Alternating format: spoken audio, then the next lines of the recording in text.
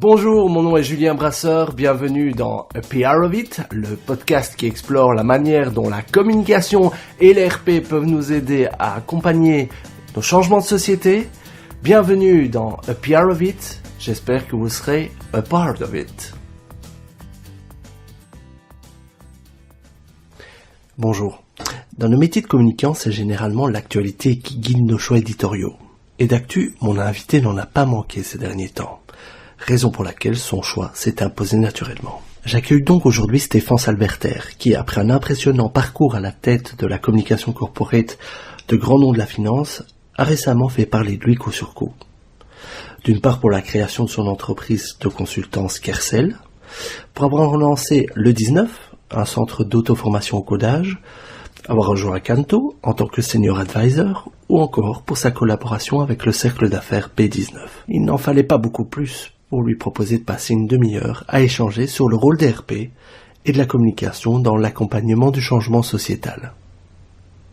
Avec lui, nous avons abordé l'importance de retourner au cœur des missions initiales des entreprises pour entamer cette transition. J'ai particulièrement apprécié sa façon de présenter la fonction de communication et de marketing, à savoir donner à vos interlocuteurs les outils leur permettant de créer leurs propres histoires. J'ai également profité de l'avoir sous la main pour lui demander, au vu de son beau parcours dans la communication corporate, quelles étaient les qualités et points d'amélioration des gens de RP qu'il avait pu rencontrer. Vous le remarquerez, Stéphane manie les cases, les références, les statistiques avec une essence déconcertante. Ne vous inquiétez pas, vous retrouverez comme d'habitude la plupart de ces infos dans les show notes de cet épisode. Alors je m'excuse d'emblée pour les bruits de foreuse qui ont quelque peu perturbé le début de l'interview. Rassurez-vous, elles se tairont après quelques minutes. Je vous remercie et à très bientôt. Bonne écoute.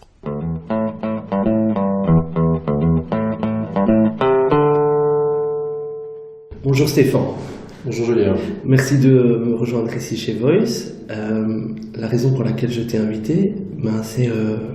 j'ai eu l'impression que tu faisais parler beaucoup de toi ces derniers temps, notamment via la newsletter Media Marketing que je suis tous les matins.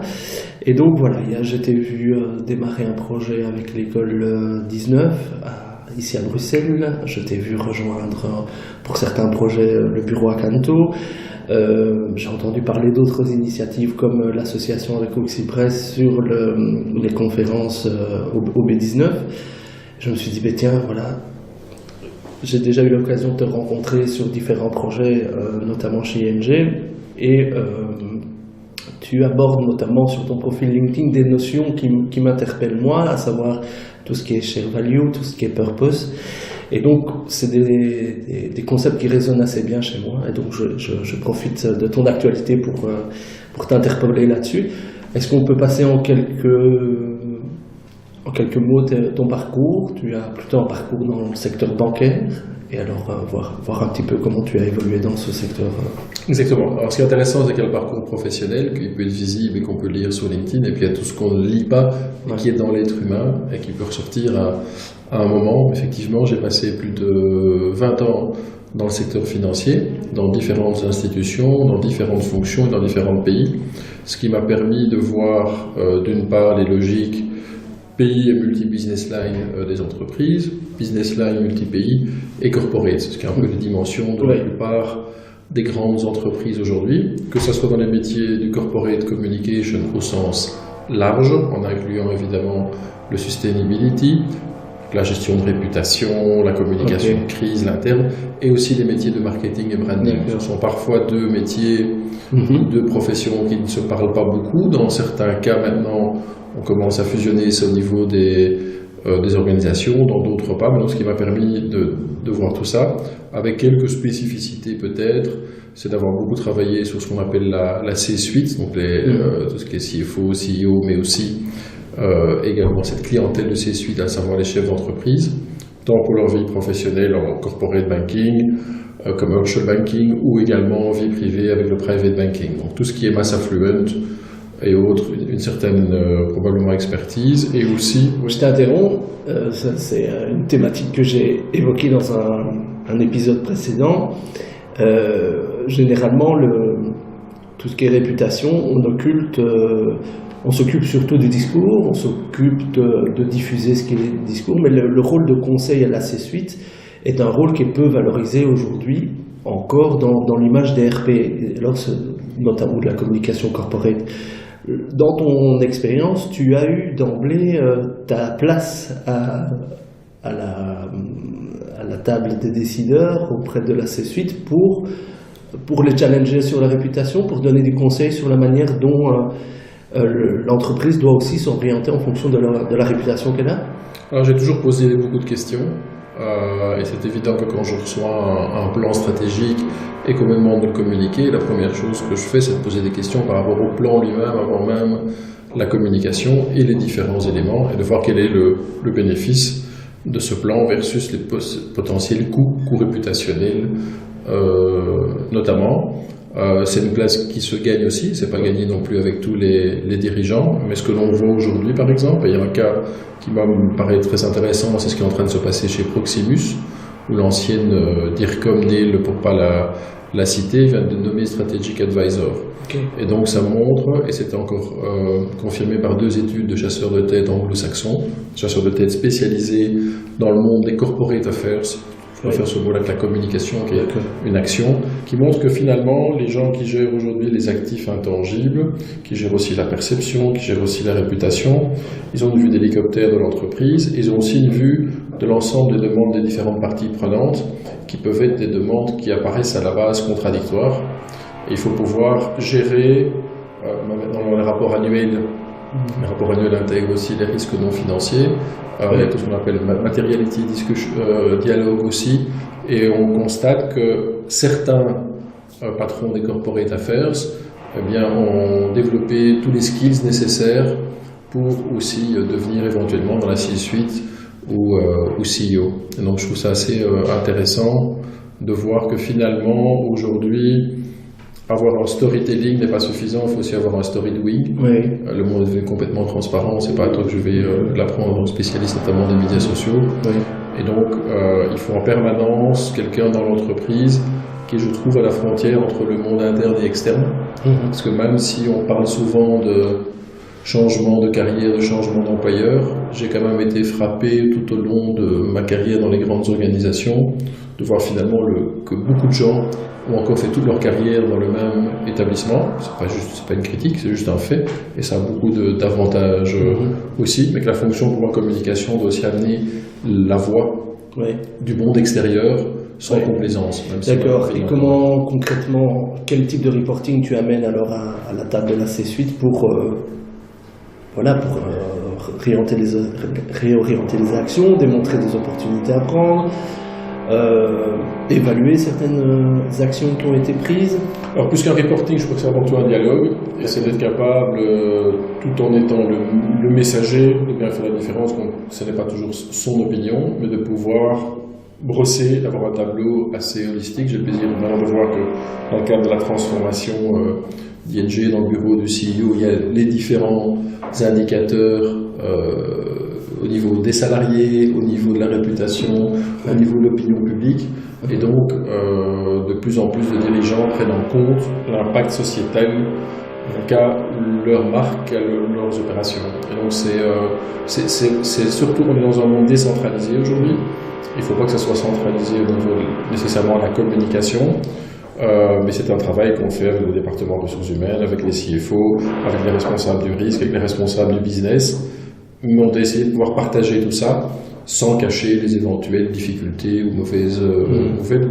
Il faut les adresser pour ensuite voir quelles sont les mesures commandables. À ton avis, quelles sont les qualités que des communicants, des consultants RP qui n'ont pas encore cette place à la table de discussion doivent développer? Aujourd'hui, je ne suis plus à la place au niveau interne puisque j'ai fait le choix de travailler en communication au niveau externe aux grandes organisations. Je pense qu'ils doivent avoir une excellente connaissance du business et qu'ils doivent être d'abord capables de parler la même langue. On parle beaucoup de langues qui peut unir. Ça, je crois que c'est un élément essentiel. Donc, avoir fait une carrière dans le business, parfois aussi au niveau de la finance, peut aider. Il faut énormément de capacité d'écoute, plus que de parole, je pense. Il faut être capable de transformer à la fois les datas, de faire le lien avec le comportement du client, et donc de beaucoup, je crois aussi, et les différences écoles, de beaucoup observer. Il faut être une éponge par rapport au monde extérieur. Mais je dis souvent qu'il faut à la fois être une éponge et un imperméable. À un moment donné, il faut être une éponge, pouvoir tout absorber. Et puis il faut déterminer sa stratégie, il faut déterminer son plan. Et là aussi, accepter qu'au début, il peut y avoir des critiques. Si on voit tout le travail qu'a fait BMW en design il y a quelques années, ils ont commencé par revoir la calandre de la série 7 en inversant le sens. Il y a eu énormément de critiques. Le patron a tenu bon, le designer a tenu bon, et aujourd'hui c'est le succès que l'on sait. Donc je crois qu'il faut aussi être capable d'encaisser les critiques, de les écouter, mais aussi de garder un cap. Ok. En termes d'outils que tu peux avoir dans ton arsenal pour étayer tes propos, je parle d'outils parce que des questions que je me pose aussi, c'est quels outils utiliser pour attester de l'efficacité des actions de communication. Est-ce que dans l'épisode précédent, j'ai interviewé Marc Demoulin de DD qui a été sur les sondages d'opinion comme outil. Je m'intéresse beaucoup à la manière dont j'ai été voir Oxypress hier pour toute leur analyse sur la blend intelligence. Toujours dans cette optique d'instaurer un dialogue, mais un dialogue étayé. Est-ce que toi, il y a des sources fiables de reporting que tu utilises Je suis assez déçu par les outils. Et quand je partage ça avec d'autres professionnels, ils me disent qu'eux aussi, par rapport peuvent être déçus, notamment par rapport à la prédictabilité. Rien ne remplace aujourd'hui encore une analyse humaine de tous les agrégats non structurés de contenu. Et il y a des initiatives. On l'a vu dans les élections françaises. Si les sondages classiques avaient été mis à mal, je pense qu'on n'aurait plus jamais eu un Brice Teinturier sur les plateaux de télévision. On aurait eu ceux qui faisaient des enquêtes par rapport au contenu publié sur les médias sociaux. Ça n'a pas été le cas, mais on voit ici cette difficulté à mesurer réellement qui influence qui, mais qui aussi a de l'impact, et a de l'impact sur la consommation. Parce qu'on voit quand même beaucoup de marques de luxe qui aujourd'hui dépensent beaucoup d'argent pour attirer les influenceuses. Mais est-ce que parmi leurs milliers ou centaines de milliers de followers, il y en a suffisamment qui sont capables d'acheter des sacs à 2 ou 3 000 euros? On en doute. Donc je crois qu'il faut regarder l'efficacité. Je pense que prendre que des KPI de communication, c'est intéressant, mais c'est réducteur. Il faut avoir les vrais KPI par rapport à l'objectif qui est toujours, au final, de légitimer la place de l'entreprise dans la société. Et si c'est une entreprise commerciale, eh bien, de vendre et d'avoir alors des bons KPI au niveau des salariés, au niveau des shareholders, au niveau des différents stakeholders. Mais il ne faut pas se tromper d'objectif. On a déjà un peu évoqué cette frontière qui s'atténue entre la communication qui gère la réputation versus le marketing qui soutient les ventes. Dans les deux KPI que tu donnes ici, tu as d'un côté des KPI qui sont plus réputationnels et d'autres du soutien des ventes. Est-ce que tu penses que, il y a des grands débats sur est-ce que la RP ça fait partie du marketing, la RP ça fait partie de la communication. Il y a c'est un débat peut-être aussi vieux que le marketing. Comment tu te situes là-dessus? Pour moi, ce sont two sides of the same coin. Donc, ce sont deux côtés de la même pièce. Et, branding et réputation fonctionnent main dans la main. La réputation, on commence à s'en soucier quand on a un problème. Et quand il y a des crises, alors à ce moment-là, on va peut-être travailler un peu plus dessus. Mais pour moi, aujourd'hui, il y a ou bien une approche, il y avait auparavant une approche qu'on pourrait considérée comme pyramidale, avec tout en haut des métiers plus nobles et soi-disant plus nobles, et qui étaient peut-être détachés du commercial, et tout en bas, et qui est un modèle peut-être plus latin, et puis un modèle anglo-saxon que je considère comme beaucoup plus circulaire. Et je pense qu'aujourd'hui, ce débat n'a plus lieu d'être, et qu'aujourd'hui, on a avant tout, quand on est dans une entreprise commerciale, on est là pour faire du business, et si ça passe par créer du sens, parce que c'est ce qui fonctionne, eh bien c'est ce qu'on va faire. Ça, on peut peut-être y laisser ses idéaux parfois, mais il ne faut jamais oublier quel est l'objectif, parce que créer de la valeur, si on connecte People, Planet et Prosperity, plutôt que Profit, c'est bénéfique pour tout le monde. Et donc il y a tout un mouvement aux États-Unis, initié par quelques milliardaires, mais suivi par beaucoup d'entreprises. Il y avait encore, je crois que c'était le patron d'Unilever ou de Procter à Cologne qui l'avait dit, use your voice for good, parce que c'est non seulement bon pour la planète et bon pour le profit. Je crois qu'on ne va pas les opposer, mais on doit les réunir. Est-ce que toutes les entreprises sont prêtes pour embarquer sur cette modification drastique de leur contribution? Je pense qu'elles n'ont pas le choix pour plusieurs raisons. Le patron de BlackRock, qui est le plus gros investisseur institutionnel, asset management mondial, je crois que c'est 1,4 trillion, enfin c'est quand même des montants colossaux, a rédigé une lettre au début du mois de janvier de cette année pour dire nous n'allons plus regarder uniquement la performance financière des entreprises, mais aussi sa performance sociétale. Donc il y a déjà, de un, une pression au niveau des actionnaires, deux, il y a une pression au niveau des salariés, puisque de plus en plus de millennials sont en recherche de sens et veulent travailler pour des entreprises qui apportent du sens. Ça, c'est une deuxième chose. Troisième, il y a de plus en plus de pression de la part des consommateurs. En 5 ans, les choses ont fortement évolué. Et puis, il y a une pression réglementaire et régulatoire. Il y a les Sustainable Development Goals qui ont été signés, les entreprises s'y attellent. Et tout ça est combiné, évidemment, avec tout le changement de transformation digitale, qui pour moi est plus un changement culturel qu'un changement uniquement technologique. Il change complètement la façon dont on produit, dont on consomme, dont on crée. Et de quoi les entreprises ont besoin pour accompagner ces changements? Parce que, en termes de compétences, en termes d'accompagnement... Consultants externes, bien entendu. Non, de quoi ils ont besoin? Je pense qu'elles ont d'abord besoin de connaître les raisons pour lesquelles elles ont un jour été fondées.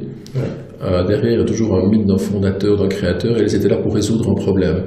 Si on voit les fabricants de savon, mais la marque Lifebuoy, c'était pour augmenter l'espérance de vie des enfants, parce que à Londres, il y avait énormément de mortalité infantile. Donc, je crois qu'il faut être vraiment au plus proche de son ADN, quitte à devoir se réinventer, mais de voir quelles sont, je crois que c'est les études Meaningful Brand de Havas qui montrent 74% des marques peuvent disparaître.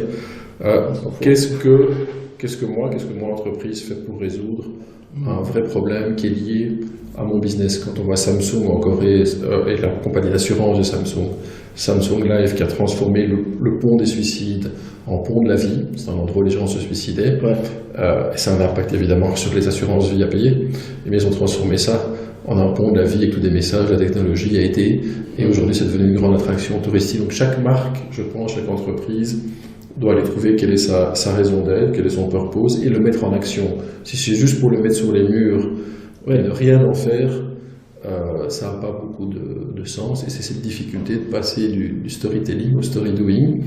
Et pour cela, je crois qu'elle doit oser s'entourer de profils qui peuvent être différents. Je crois beaucoup dans les ponts entre les différentes communautés, entre les différents types de personnalités.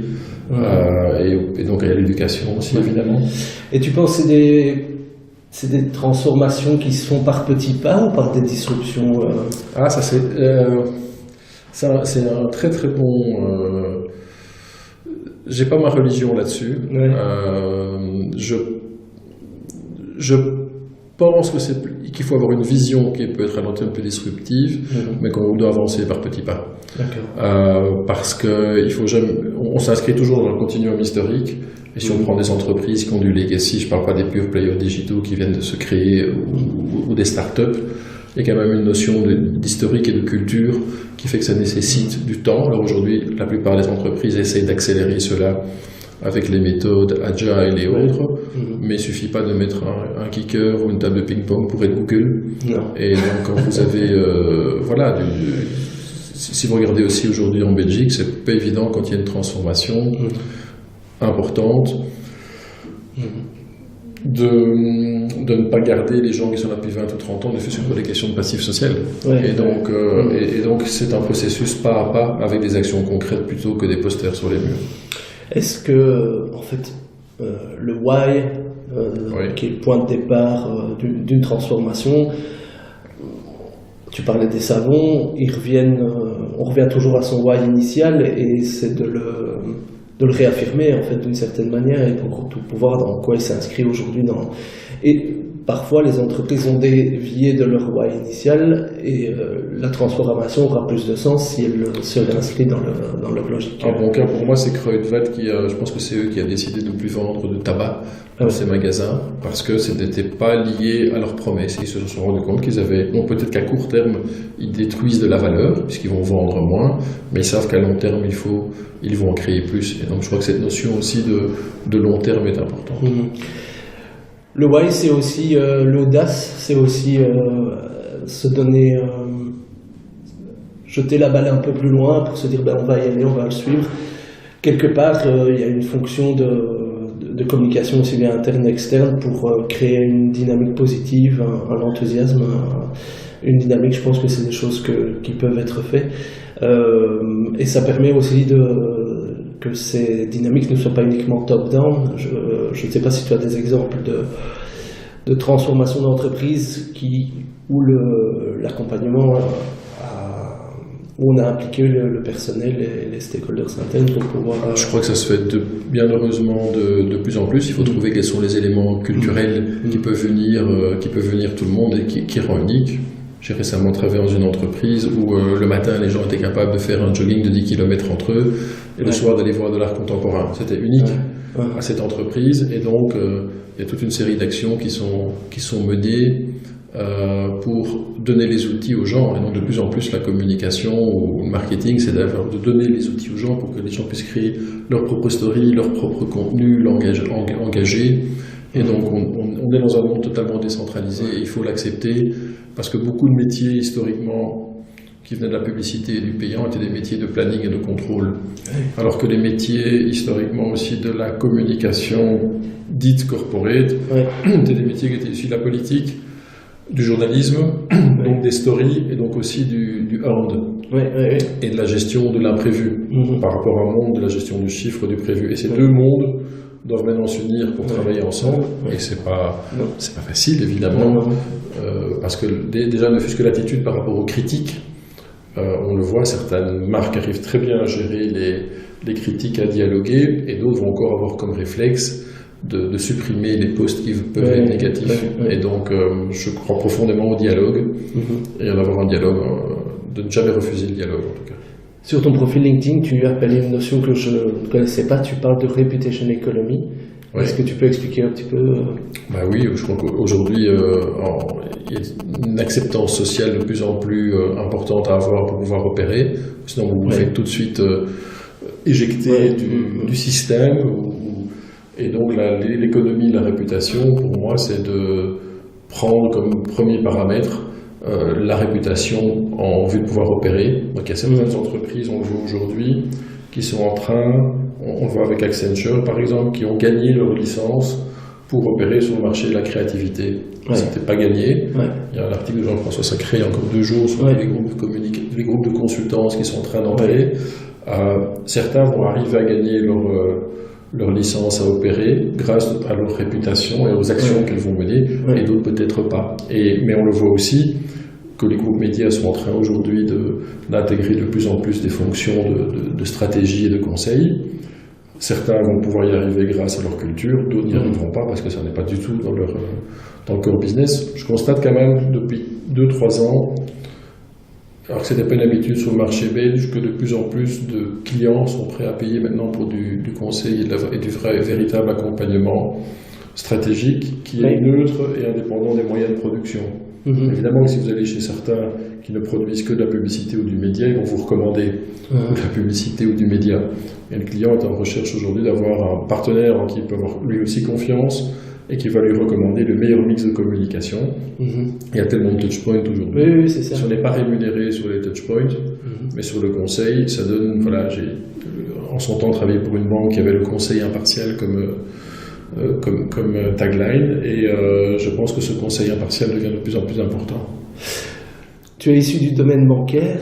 Il y a eu beaucoup de critiques ces derniers temps sur l'authenticité de l'influence des influenceurs, notamment avec différents scandales qui ont émergé. Il y a une très belle enquête dans le New York Times qui a parlé de ces followers achetés. Est-ce que justement pour l'influence, il n'est pas temps d'avoir un tiers validant, qui puisse attester ou pas de la réelle influence des influenceurs. J'ai vu, j'ai pas creusé beaucoup plus loin, mais qu'il y aurait un blockchain de l'influence, à savoir d'une validation effective des membres d'une plateforme d'influenceurs et d'attester vis-à-vis des clients de cette plateforme, de se dire, ben voilà, si vous nous confiez du contenu qui va être amplifié, voilà comment on valide Ma question, c'est est-ce que j'ai plus peur de l'intelligence artificielle ou de la bêtise humaine? Je pense encore de la bêtise humaine, dans le sens où c'est là qu'on a besoin des trusted media brands et de vrais métiers de journalistes, avec une vraie déontologie d'une part, et d'autre part, plus les gens seront éduqués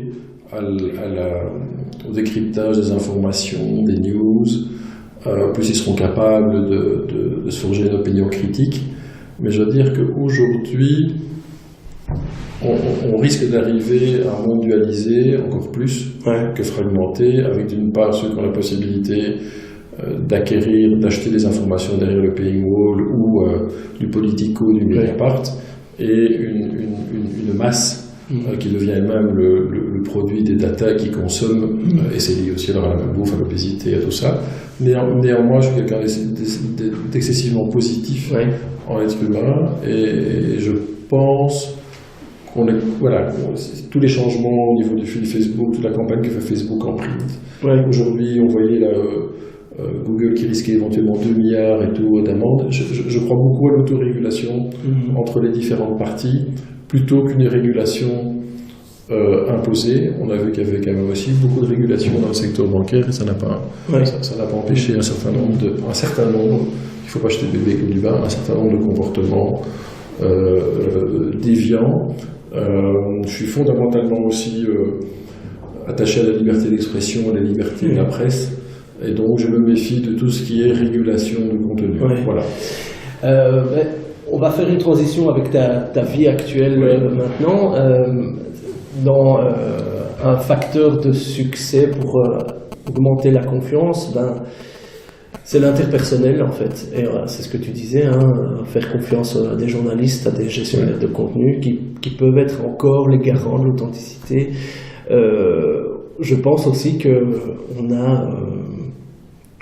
on est trop passé par des outils, des interfaces web, des mails, des trucs comme ça, et que l'interpersonnel revient beaucoup. Et j'ai l'impression, dis-moi si je me trompe, mais que c'est le fil rouge de ta nouvelle vie quelque part, où tu crées beaucoup d'opportunités en allant voir les gens. Et donc, je te tends la perche pour expliquer un petit peu ce que tu fais. J'ai eu un jour l'opportunité de créer mon purpose et personnel dans le cadre d'un exercice de management, et c'est assez révélateur que je souhaite effectivement créer des ponts entre les gens pour qu'ils créent des projets pour rendre le monde meilleur. Ça, c'est vraiment important pour moi.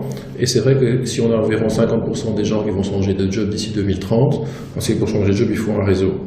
Et c'est pour ça que j'ai rejoint par exemple le B19, parce que c'est un réseau, et c'est des clubs où les gens se rencontrent pour networker, mais c'est excessivement digital, puisque tout le process est digital au niveau, il y a une app B19 et autres, mais les gens se rencontrent à l'occasion de plein de sortes de conférences, parce que comme disent les Américains, no work without network. Donc ça, c'est un volet de mon activité. Un autre volet, c'est l'école 19, qui est un modèle disruptif d'éducation, entièrement gratuit, ouvert 24 heures sur 24, 7 jours sur 7, financé par des entreprises et des fondations privées. Et donc, les vrais héros, ce sont les 8 entreprises, elles seront bientôt 12, qui nous ont rejoints, qui permettent à 250 à 450 étudiants d'acquérir une excellente formation en créativité, en collaboration, avec le digital comme fil rouge et le coding comme fil rouge, mais c'est pas ça le plus important, avec des gens de tous les milieux sociaux aussi. Et ce sont des entreprises qui s'inscrivent dans des projets qui ont du sens. La plupart ont le centre de décision en Belgique. Et puis je travaille également chez Acanto, qui est spécialisé en stakeholder relation. Ça, c'est vraiment beaucoup d'autres entreprises vont dire je suis ou en communication ou en corporate affaires. qui est une action. Ici, le purpose, il est vraiment là en stakeholder relation, et les partenaires qui composent cette entreprise sont tous issus de l'écosystème communication. Il y a des gens qui sont des anciens rédacteurs en chef, des anciens politiques, qui étaient chez les clients, chez les annonceurs, quelques-uns qui ont fait consultants toute leur vie, mais il y a un mix par rapport à d'autres, où ce sont des gens qui étaient uniquement consultants ou autres, un certain moule. Et donc, pour moi, je me nourris, je pense que je nourris mes différents clients de ces différentes expériences aussi, et des ponts que cela crée. Alors, à côté de ça, j'ai d'autres activités, puisque j'aime bien également rédiger, j'anime des conférences à l'ICHEC, et là, je suis maintenant aussi cofondateur d'une start-up en économie circulaire, en tech for good, peu importe comment on l'appelle, mais dans le nettoyage de basket. D'accord. Ici à Bruxelles? Ici à Bruxelles, tout à fait, mais avec vocation internationale. Je ne vais pas rentrer dans le business plan parce que c'est confidentiel et on en est au début, mais c'est un marché en forte croissance, alors qu'il y a de moins en moins de cordonniers, parce que la formation en cordonnerie disparaît en Belgique, et ici on a l'expertise qu'on peut partager et les produits pour redonner vie au basket, pour les rendre à nouveau plus blancs et donc les porter plus longtemps. Et on rencontre un bon accueil. Et là, maintenant, je suis en train de booster le projet pour le rendre plus international. Est-ce que les entreprises perçoivent l'enjeu d'aller justement à la rencontre de leurs stakeholders? De plus en plus, je pense. Alors, est-ce qu'il faut, effectivement, ça peut avoir un certain coût, et la question, c'est qu'est-ce qu'on met en interne, qu'est-ce qu'on met en externe. Il y a aussi un coût d'orchestration qui devient de plus en plus important, puisque comme tu l'as dit, il y a beaucoup de touchpoints, donc il y a beaucoup de spécialistes pour chaque touchpoint. Et un des mouvements que je pense voir, et c'est aussi Kate Weed, le patron marketing d'Unilever, qui le dit, c'est que le coût d'orchestration va devenir tel, parce qu'à chaque prestataire, ça veut dire que dans l'entreprise, il faut un contrat de procurement, il faut appliquer le legal, il faut probablement un account manager qui va gérer la relation, et il y a le problème de consistance. Donc si on a des partenaires externes dans lesquels on a confiance et qui sont indépendants des moyens de production, je pense qu'il y a un grand business aujourd'hui entre la frontière interne et externe. Et que les entreprises vont devenir de plus en plus poreuses, il y a l'open data qui se fait dans plein de domaines. Ça devient de plus en plus difficile aussi de garder les meilleurs talents en permanence sur un seul client. Et donc ceux qui ont cette capacité d'ouverture vont, je crois, être gagnants parce qu'ils vont pouvoir donner des grands projets à leurs talents. Leur talent pourra se nourrir chez d'autres clients, sur d'autres projets ou même d'autres domaines et revenir. Donc je crois quelque chose de beaucoup plus ouvert. On le voit aujourd'hui. Le projet CoStation qui est soutenu par BNP Paribas, qui est un très bon projet qui est ouvert maintenant, qui est à Bruxelles, qui vient d'ouvrir à Charleroi. J'étais à Charleroi hier pour visiter tout ce qui se passe à Charleroi. Mais il y a beaucoup d'employés de BNP au lieu de venir travailler à Bruxelles, ils viennent travailler en CoStation à Charleroi. Et donc, ils vont se retrouver à côté d'autres startups. Et aujourd'hui, il y a de moins en moins de cloisons. Et je trouve ça très bien, parce que ça permet, vous pouvez travailler avec votre laptop connecté au cloud, de là où vous êtes et avec qui vous êtes, et rencontrer. Et donc, je trouvais ça très intéressant.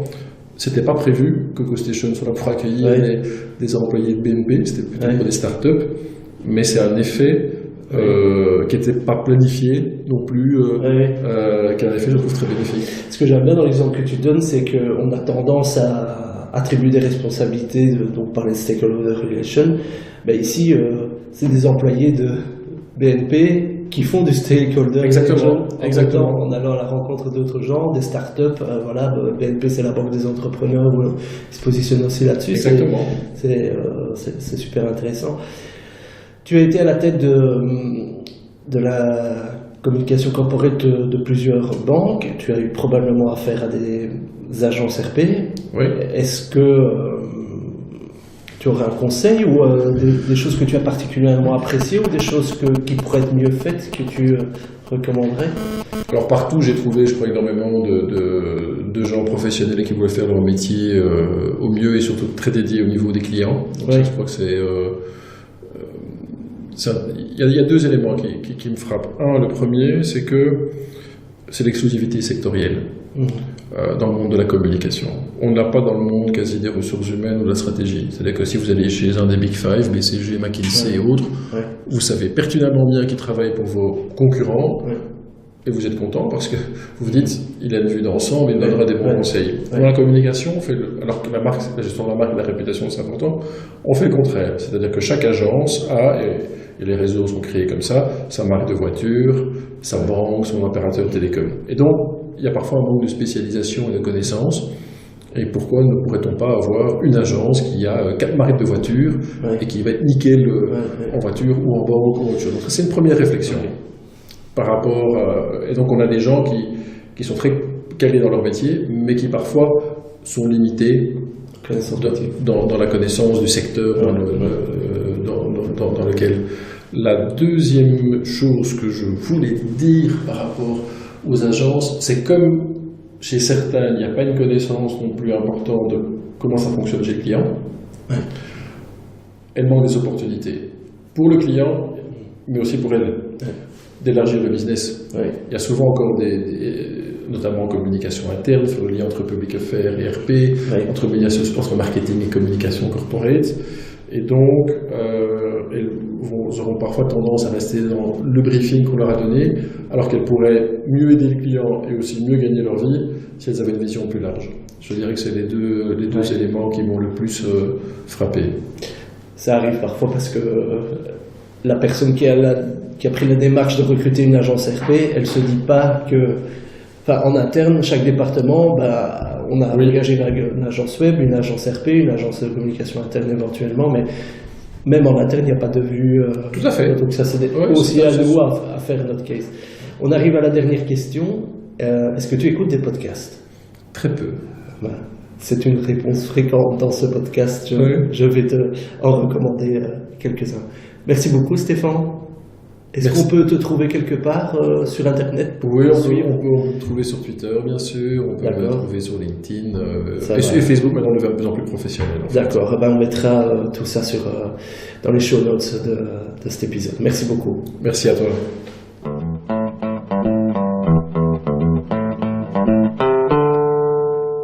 Merci d'écouter Happy Horowitz. Laissez-moi vos commentaires via facebook.com/happyhorowitzpodcast ou via Twitter @happyhorowitz_podcast. Pour m'encourager, allez dire à iTunes combien vous aimez ce podcast avec 5 étoiles de préférence. Merci et à très bientôt.